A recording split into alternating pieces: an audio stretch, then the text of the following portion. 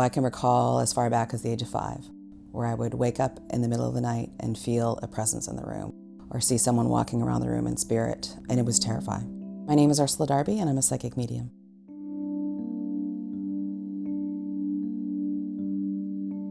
The hardest thing about being a psychic medium for me, personally, is the emotional weight of it.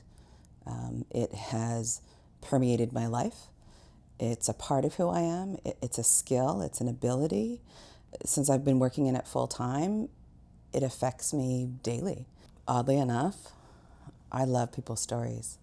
I have besides my job, I have a natural curiosity to know what makes people tick, what motivates them, what's gotten them through their tragedy, their pain, what makes them happy. So I kind of have a snapshot and an insight into that with people. When he was here, he was very selfish. When he was here, he only focused on what was happening for him, how he could get ahead, what that looked like, and the people around him in his life that were closest to him paid the price of him hurting them in some way. He also stole from people closest to him as well, just because he could. He was very manipulative. He's coming through to tell me that he hurt so many people. Oh my God, his mouth got him in trouble. His actions got him in trouble. These are his words, not my words. He was engaged to be married. Do you know this? Yeah.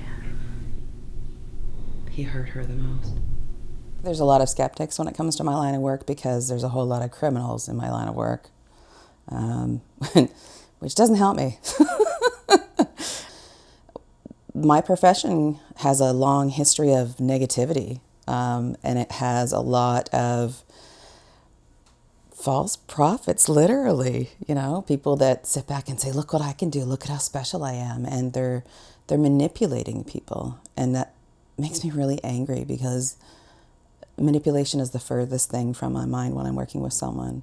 I had gone outside of my balcony, and I was sitting there thinking about it, and literally a man showed up in spirit on my balcony standing in front of me. I could see him clear as day.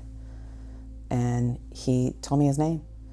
And he said, I'm Uncle Fred.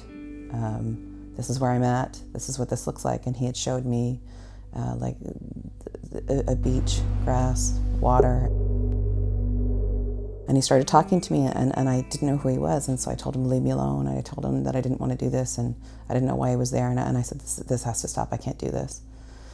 So I came back into my apartment, and as soon as I walked into the kitchen, I heard David. I thought, this is really strange. I heard the name, and then I heard him again, and he started talking to me.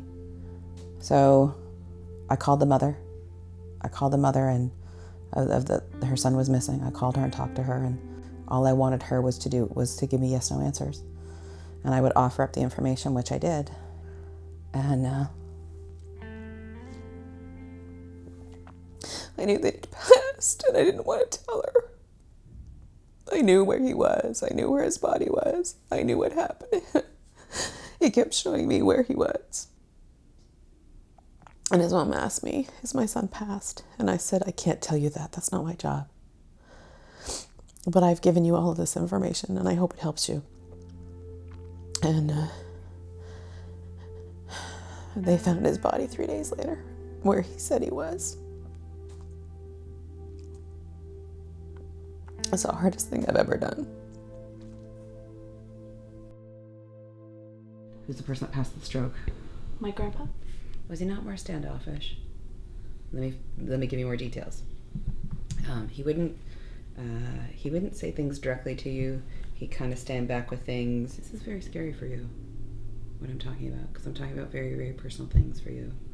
This is not something that I'm going to go with. You didn't think I'd go there, right? Yeah. Yeah, holy shit. But I'm going to be really blunt with you. You don't deal with things very well at all, especially emotionally speaking. Yes.